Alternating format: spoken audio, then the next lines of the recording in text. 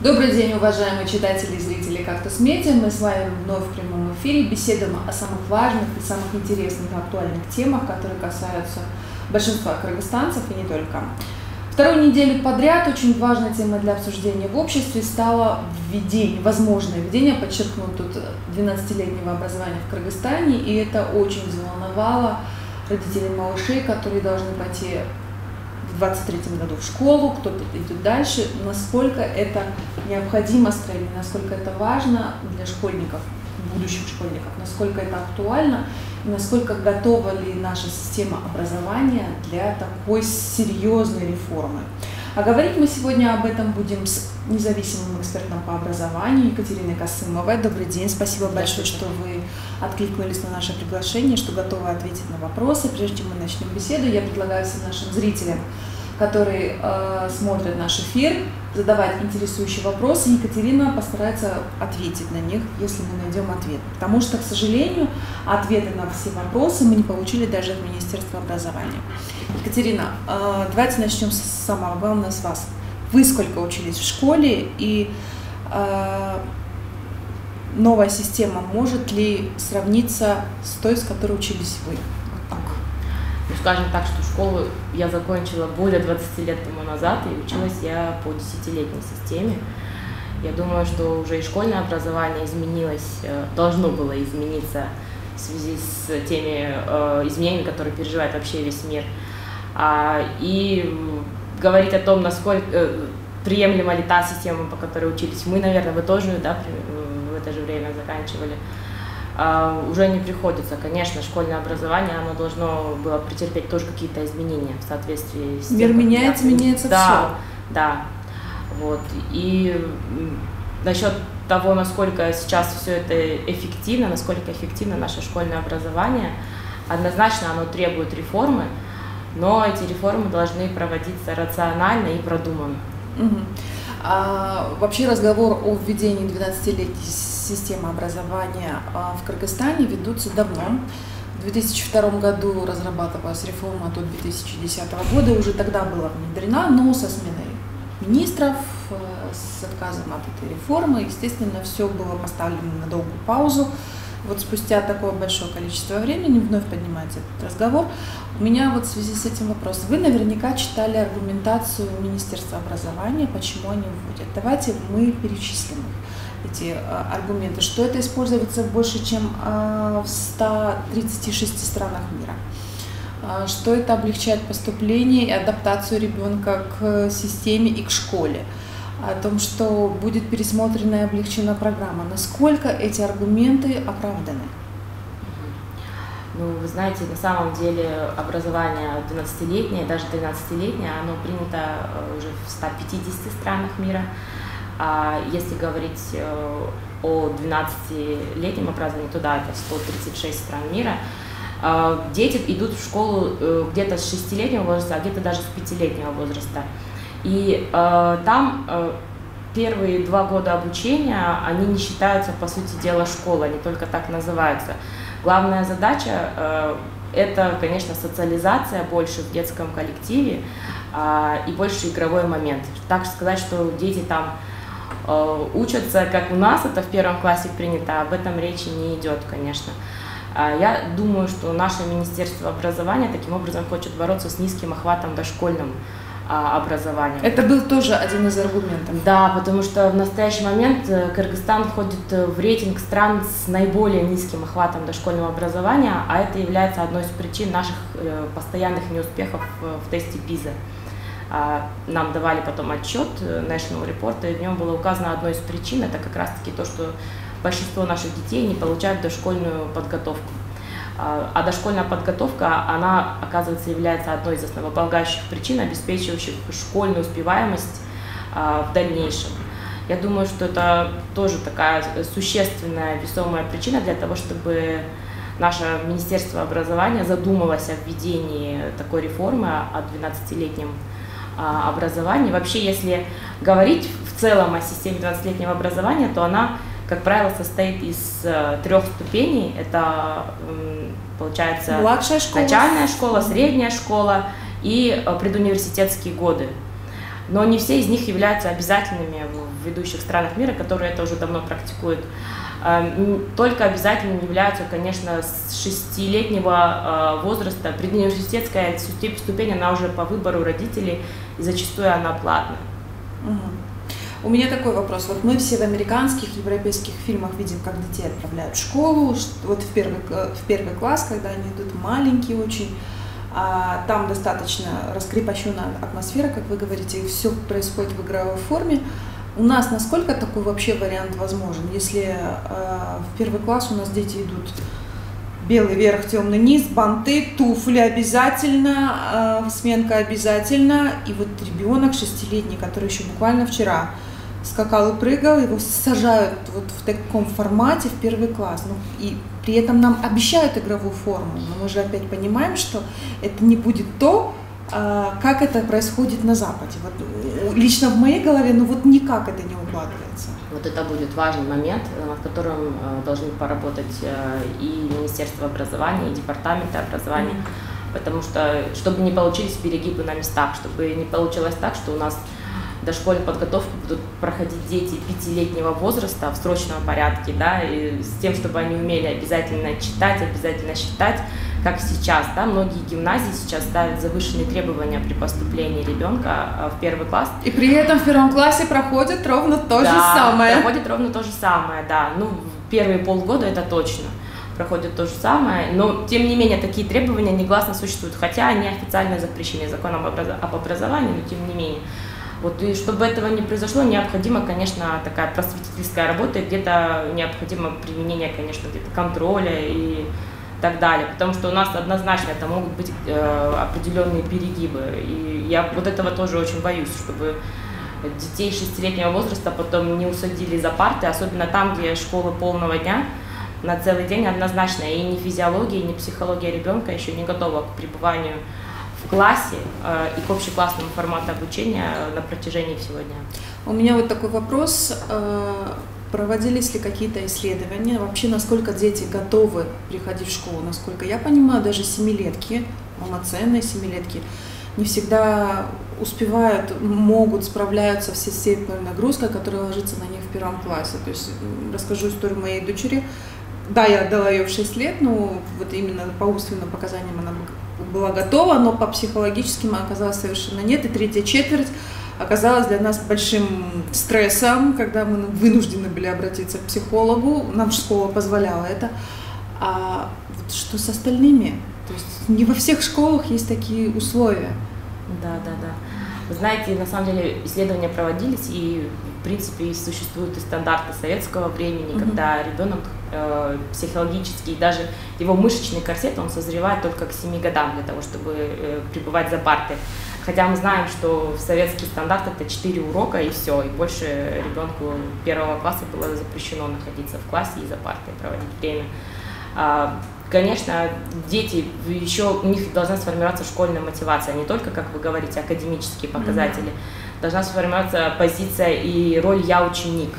Это тоже требует определенного времени, потому что ребенок в школе уже должен самостоятельно организовывать свою деятельность, начинать это делать. Если, допустим, в Японии они с детского сада уже стараются проводить дни дежурств, да, они назначают дежурных, начиная с 4-летнего возраста. У них в этом отношении более требовательная система, она приучает детей к самостоятельности раньше. То у нас абсолютно кардинально противоположная ситуация, и наши детки 5-6-летнего возраста, они достаточно инфантильны. Что касается именно психологической зрелости, то девочки зачастую почему-то созревают раньше, чем мальчики. Очень часто мы сталкиваемся с такой ситуацией, когда родители считают, что я пошел в школу в 6 лет, и мой ребенок тоже готов, и пусть идет в 6 лет или даже в 5 лет, быстрее, умнее станет. Садят, насильно просто, да, фактически проводят ребенка в школу, он не хочет учиться. И мы получаем то, о чем вы говорите, да, в третьей четверти у ребенка происходит срыв, он сидит под партой, он там играет. Да. Вот такие ситуации, они, конечно, нежелательны, и желательно их избегать. Поэтому здесь нужны четкие прописанные учебные стандарты для каждого года обучения в 12-летней системе, что у нас все-таки существует, да, если будем брать как по примеру Великобритании, у них начальная ступень образования, она четко делится на elementary school и на primary school. Elementary это есть Elementary. Там они играют целый день, там у них обучение происходит только в игровой форме. Это детский сад? Это фактически подготовительная группа детского сада. Там нет парт, таких установленных определенным образом лицом к учителю и доски, да. У них есть какие-то столы, они там на них рисуют, они могут свободно вставать, передвигаться по учебному помещению. Вот когда уже они переходят в primary school, то только здесь вводится основной блок предметов. Вот этот момент надо строго отслеживать, и я думаю, что здесь будут, наверное, учебные стандарты какие-то введены. Вот мы подошли к очень важному блоку вопросов. У нас проблема с методологией преподавания, это факт. Мы знаем по результатам, когда используются самые разные системы, техники, и какие школы успешны, какие нет. Здесь необходимо также полностью пересматривать методику преподавания, получается, всей школы, да, то есть начиная с 1 класса и так далее, и так далее, и так далее. Насколько легко можно ее перестроить?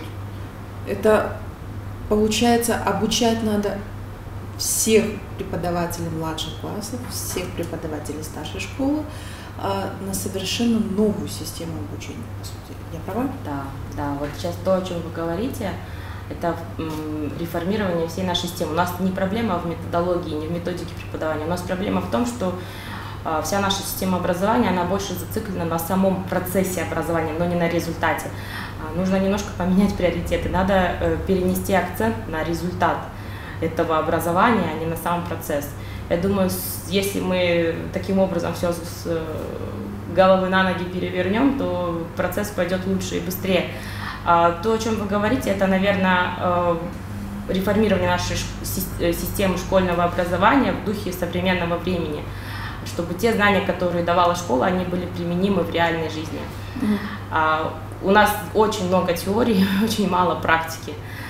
Дети зачастую знания, которые они получают за партой, они потом их не могут применить в практической жизни, да, и поэтому, опять же, возвращаясь к ПИЗе, мы не можем многие практические задания выполнить, потому что мы умеем читать, но мы не понимаем прочитанного текста, да. А что касается переподготовки учителей, то, наверное, это самая большая проблема, потому что переподготавливать фактически будет некого на такое количество учащихся. У нас очень большая нехватка, и кадровый вопрос остро стоит не только в государственных школах, но и в частном секторе образования. У меня вот такой вопрос. Насколько сами преподаватели готовы меняться, перестраиваться, учиться работать по-новому, давать эти новые знания? Ну, в любом случае, школьная программа меняется, появляются какие-то новые факты, дополнения. Насколько сами преподаватели готовы к таким изменениям глобальным? Вообще учителя, преподаватели – это такой самый консервативный, скажем так, самое консервативное профессиональное сообщество, знаете.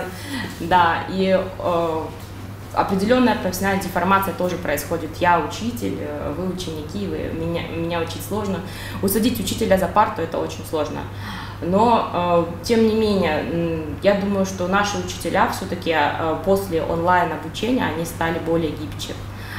Им пришлось быстро адаптироваться, быстро подстраиваться под изменяющиеся условия, на которые никто не мог повлиять и никто не мог их предвидеть.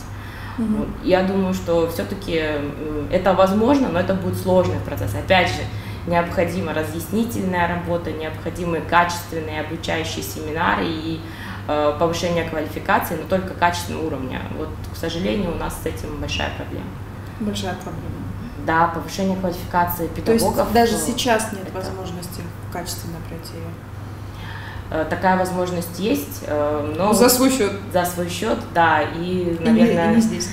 Онлайн какие-то курсы, потому что то, что предлагает наш институт повышения квалификации, это очень много теоретического материала, в основном часто оторванные от практики аспекты, и желательно там тоже, конечно, глубоко пересмотреть программу. Родители детей, которые должны пойти на следующий год в школу, столкнулись с такой проблемой, что детям исполняется 7, но они идут в школу как шестилетки, но при этом они должны идти в школу. А в этом году отдавать их рано, потому что они шестилетки. Вот особенно не повезло деткам, которые родились в октябре, ноябре, декабре. Это вечная проблема. И сейчас они просто находятся в прострации. Отдавать их надо на подготовку в нулевой класс или оставить их в покое. Что вот делать? Вот как быть сейчас? Или сидеть не волноваться? Вы имеете в виду сентябрь этого года? Вот смотрите, у меня у коллеги ребенок должен пойти в школу в 2023 году. Ему на тот момент исполнится 7 лет в ноябре. В сентябре. Вот полноценный 7-летний ребенок это будет. Уже сейчас она задумывается о том, отдавать его в нулевой класс вот в этом году. Или все-таки ждать вот этой трансформации, когда мы начнем как бы учить, потому что будет введено в 2023 году, с высокой долей вероятности, заявила замминистра образования. И вот что делать таким родителям? Вот терять этот год, опять ребенка ввести в нулевой класс, чтобы он опять в первом классе повторял ту же самую программу. Что делать? У нас многие родители начали паниковать уже в этом году, что 6-летние родители, что им уже в этом году надо идти в школу, да, а еще эта электронная очередь не работает. В общем, целый получился такой общественная паника получилась. Две проблемы наложились одна на другую. Да, две проблемы наложились одна на другую. И Министерство образования, они официально заявили о том, что эта система не будет работать в этом году. С сентября 2022 года мы будем учиться еще пока по 11-летней системе. Как дело будет обстоять в сентябре 2023 года, это очень сложно прогнозировать. И я надеюсь, что дети, которые сейчас являются школьниками, их это уже 12-летняя система не коснется. Потому что представьте, если сейчас школьник учится в 9 классе, надеется закончить школу через 2 года, возможно, он там уже проходит где-то какие-то довузовские курсы, да, и собирается, может быть, где-то учиться за границей, а ему еще аттестата не видать как минимум год. Думаю, это будет тоже большая проблема. Они пообещали, что это не будет касаться других параллелей, это начнется с 1 класса, даже печать учебников будет исключительно для 1 класса, 2-й, 3-й и так далее, и так далее. Будет так. У меня такой вопрос. Вот мы все говорим о негативной части, но все-таки так живут 150 стран. Обновленные данные предоставляете. Какие есть аргументы за внедрение 12-летней системы? Аргументы за это однозначно охват дошкольным образованием, да, если у нас 1 класс не превратится в полноценный 1 класс, если мы не будем путать на начальной ступени образования два понятия elementary school и primary school. Если этого не случится, тогда я думаю, что это будет одним из позитивных моментов того, что ребенок, он будет уже социализирован, он пойдет в 1 класс подготовлен к тому, что там будет детский коллектив, что существуют какие-то другие правила, которые устанавливает учитель. Уже будет учителям легче с такими детьми работать. Потом это, конечно, снижение учебной нагрузки, потому что фактически сейчас всю вторую половину 11 класса наши 11-классники не учатся, они бегают по различным курсам дополнительного образования, тестам, подготовкам, да, и так далее. Так они этому могли бы посвятить, я думаю, вторую половину 12 класса и меньше стресса. Но все боятся, что дети будут заканчивать школу 18-19 лет и сразу с этого момента кто в армию, да, кто куда. Но такого не произойдет, потому что фактически школа будет начинаться с 6-летнего возраста. Просто подготовительный класс детского сада, он теперь будет называться, или нулевые классы при школах будут называться 1 классом. И заканчивать дети будут школу в таком же возрасте, в каком и заканчивали. Единственное преимущество – это то, что будет у нас, конечно, охват дошкольным образованием. Вообще многие страны мира, ведущие страны мира, они делают так: 1-9 классы у них это бесплатное, качественное, базовое образование, которое дается государством. Во многих странах, начиная с 10-го, уже родители сами решают, стоит ли ребенку учиться дальше или нет. И с этого момента обучение в школах становится платным. 10, 11, 12 класс – это в 99% случаев это уже платно. Да, Германия – это вообще отдельный случай среди вообще общеевропейской системы образования. Они уже в конце начальной школы определяют, кто из учеников успешный, кто, так себе, да. Успешным ученикам они предлагают дальше продолжить 6-летнее обучение в средней школе и так далее, а неуспешным 5-летнее обучение и после этого сразу же профессиональное обучение и работа. Вот так называемый их реал-шуле существует. Да. И гимназиум. И гимназиум. Ага, ясно. Ну, есть и четко давайте сформулируем аргументы против. Ну, аргументы против – это неготовность, наверное, нашей системы образования, в первую очередь, да, самой системы, инфраструктурная неготовность. И в плане кадрового обеспечения учебного процесса это на самом деле серьезная проблема. Учителей с каждым годом нехватка учителей растет. Если у нас рекомендуемое соотношение нашим санпинам, да, соотношение учителя к ученику – это 1 учитель на 24 ученика, то мы все прекрасно знаем, как дела обстоят, да, как дела обстоят. А вообще общемировой стандарт, который ОСР рекомендуется, это соотношение 1 учитель на 15 учеников. Вот, поэтому здесь эта проблема, наверное, будет номер 1 все-таки стоять, будет остро. Да, школы можно построить, да, можно учебники напечатать, но вот…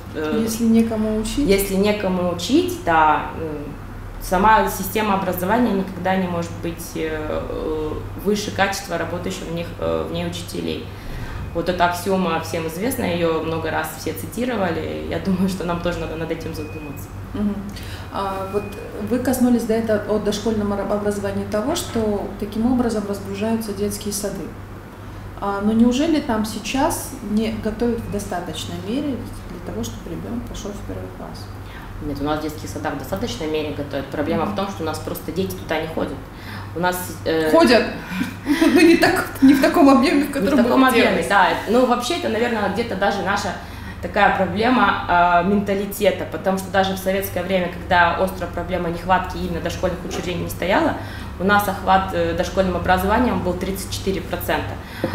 Низковато. Низковато, да, потому что считается, что ребенок, ну, в нашем менталитете ребенок может быть с бабушкой воспитываться, может воспитываться там с родителями, многие мамы не работают и так далее, да, но, конечно, мама может ребенка обучить каким-то базовым знаниям, но есть определенные мягкие навыки, которые ребенок может получить только в детском коллективе. И это вот упущение, конечно, со стороны наших родителей. Здесь нужна просветительская работа, что нам все-таки это дошкольное образование нужно. Потом второй момент – это, конечно, нехватка учреждений дошкольных. У нас после развала Советского Союза многие были перепрофилированы под разные нужды, да, и до сих пор используются там где-то под налоговую, где-то под суды и так далее. С момента, когда упростили получение лицензий для частных образовательных учреждений, это немножко проблема урегулирована была, вот, но все равно она остро стоит сейчас, хотя ежегодно охват дошкольным образованием он увеличивается, и в этом большая тоже заслуга. Минобразование, да, действительно рапортовало о том, что они обеспечили почти все школы дошкольные нулевыми классами, но мы помним, что это всего лишь несколько десятков часов, и это не было в течение всего года, это занималось, ну, классы, грубо говоря, занимались уже действующих школьников, это начиналось с апреля, и там такая интенсивная подготовка была. А это, получается, в школе появляется еще одна полноценная параллель. И не ясно, сколько это будет. 4 урока они будут сидеть или все-таки полноценно заниматься один день, как могут это делать в детском саду. То есть и вот у родителей становится… Я очень сомневаюсь, что школы наши смогут целый день детей, потому что некоторые школы даже в 3 смены учатся.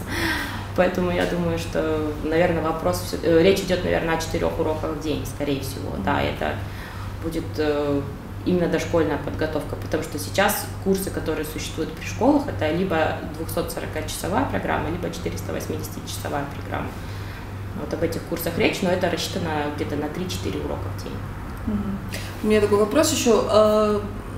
Минобразование говорило о том, что будет разгрузка по часам, их станет меньше, с 1050, по-моему, до 850. Если вот я не сильно в цифрах, я знаю, что на 200 часов сокращается. Насколько это необходимо? Мы постоянно говорим о том, что у нас некачественное образование, не хватает знаний детям, и мы, тем не менее, продолжаем сокращать часы. Как вот с этой проблемой решить все эти? На самом деле сложности? Большое количество часов в учебном плане не равнозначно качественное образование, а наоборот, кстати говоря, потому что во многих странах, в которых высокие показатели ПИЗа, у них как раз-таки около 800 часов в учебном плане. Вот. И я думаю, что это хорошее решение. Например, допустим, если на начальной ступени в Европе возьмем, они учатся с 8:30 где-то до 2 часов дня, но у них сюда еще входит спорт, прогулка, обед, экскурсии какие-то школьные, потому что это все-таки начальная школа, они должны социализироваться, где-то игровой момент и так далее, и никаких домашних заданий после этого. Там домашние задания во второй половине дня для выполнения с родителями они просто исключены. У меня такой вопрос. Вот мы сейчас говорим, и все это в основном касается городов Бишкека и Ашан.